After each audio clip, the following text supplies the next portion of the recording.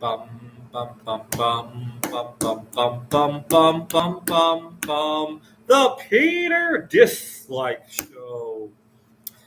Bum bum bum bum bum bum bum.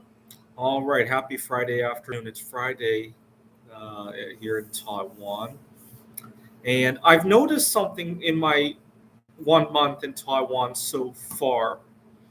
I find that I'm much more calmer and able to problem solve no matter what's going on.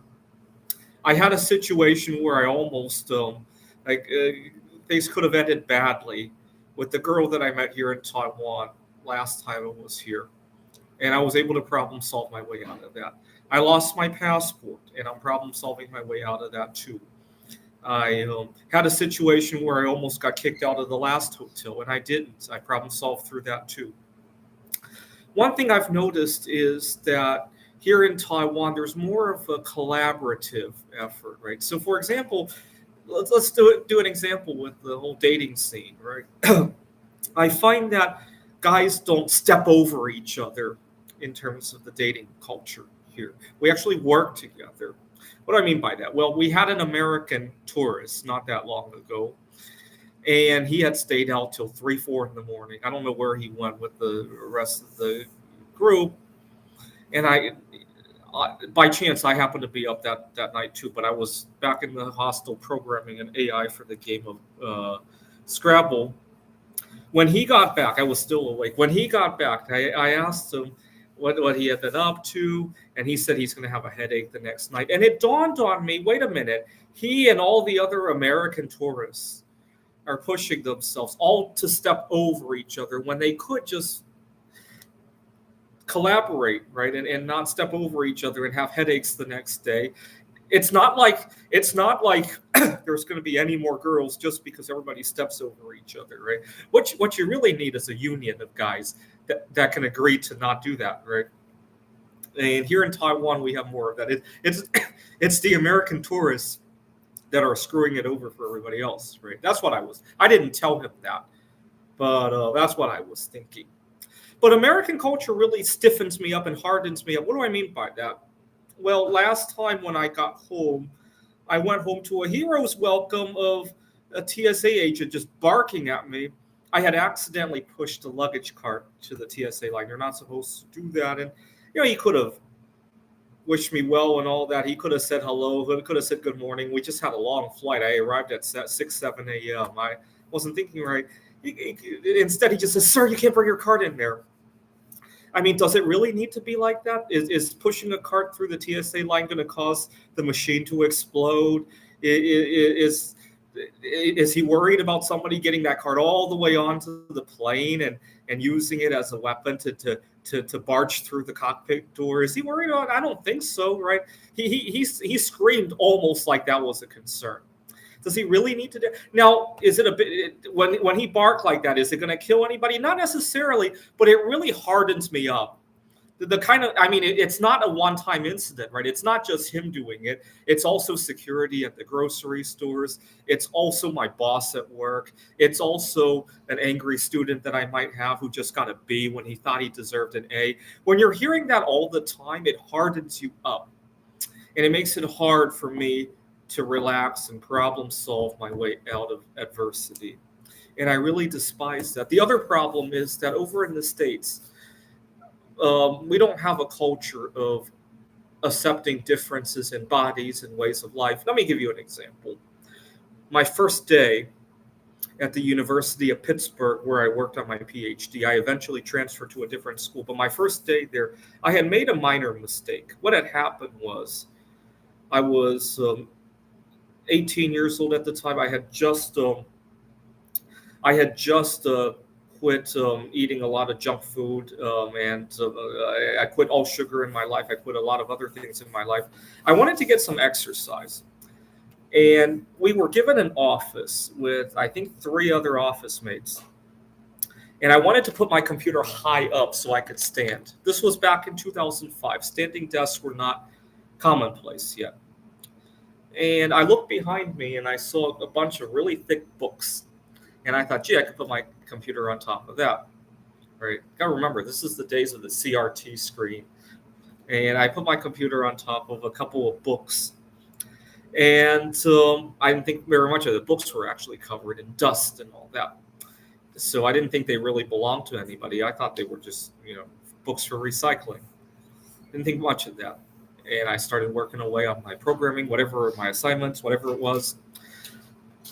Then my classmate, later that day, after a class or something, he came up to me and was very upset. He said that because I had forgotten to lock the door, somebody had stolen his textbooks. And he was so upset, it looked like he could kill somebody. Had he not been upset, hey, I can't find my books, I would have told him, oh, I didn't realize these were yours. I knew they were the books under the computer, and he was really upset, like to the point that it looked like he wanted to kill somebody. And so I left the office and I took a walk in downtown Pittsburgh, thinking that he'll eventually find his books and this thing can blow over. That's what I was thinking. And then I'll look for something else to put underneath my computer, right? I didn't think it was that big a deal. So I walked out. I gave him about 30 minutes. I came back. I peeked into the office. Sure enough, the books were no longer under my computer. I thought the thing had blown over. And I went back to my desk to think about what else I could put under my computer. No big deal, right? Well, the next day, the dean was very upset at me because the dean had gotten wind of the situation.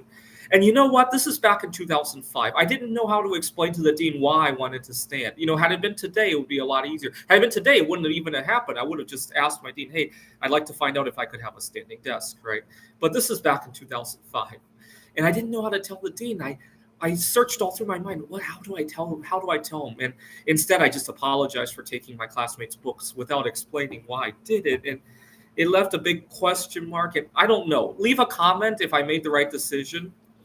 Long story short, it left a black mark on my very first day at the PhD program.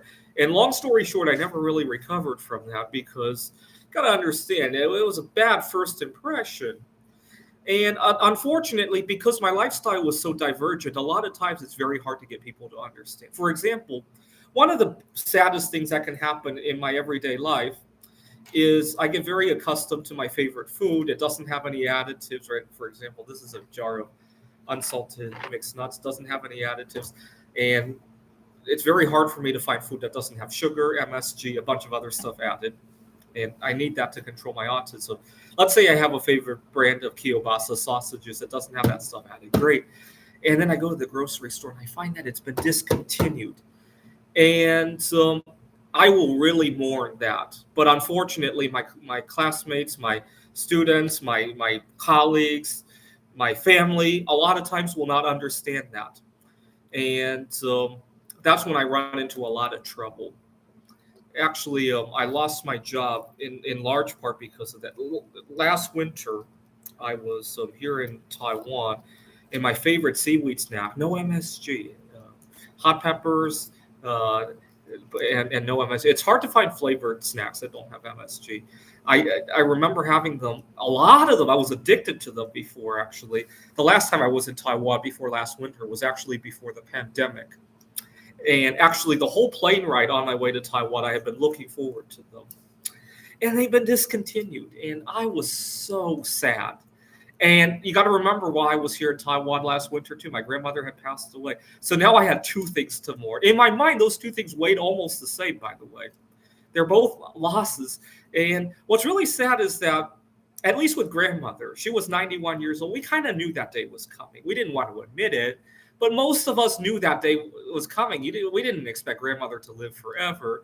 But the seaweed snack, I never got closure from it. I had it, the pandemic happened, and then when I came back to Taiwan, it was discontinued. And I never really got closure from it. In fact, I looked all over eBay to see if somebody might have had an extra pack or two. And no such luck either. And I just never had closure from it. And it's good luck getting anybody to understand, though.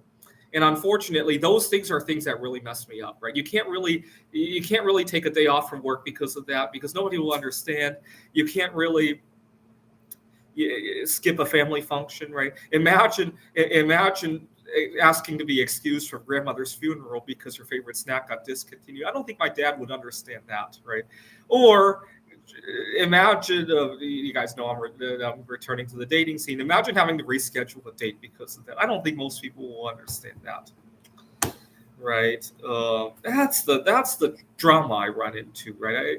But here in Taiwan, there's more of understanding. I came back to the hotel and I explained to people about that. There is a lot more understanding to that. I don't know if it would work if I were working here in Taiwan, but I think I'd have a better chance, right? And so, when my favorite foods get discontinued, it's a really big wake up call at how fragile our system is, right? You can't really get accustomed to something, whether it be your favorite food, whether it be a home you're living in, right? We all know what happened in 2008, whether it be a lifestyle, your job, your favorite hobby. You can't get too comfortable with any of that stuff, right? Even a seemingly innocent pack of seaweed snack, you can't get too comfortable with that. That was a big wake up call to me as well. This is the Peter Dislike Show. Bum bum bum bum bum bum bum bum bum.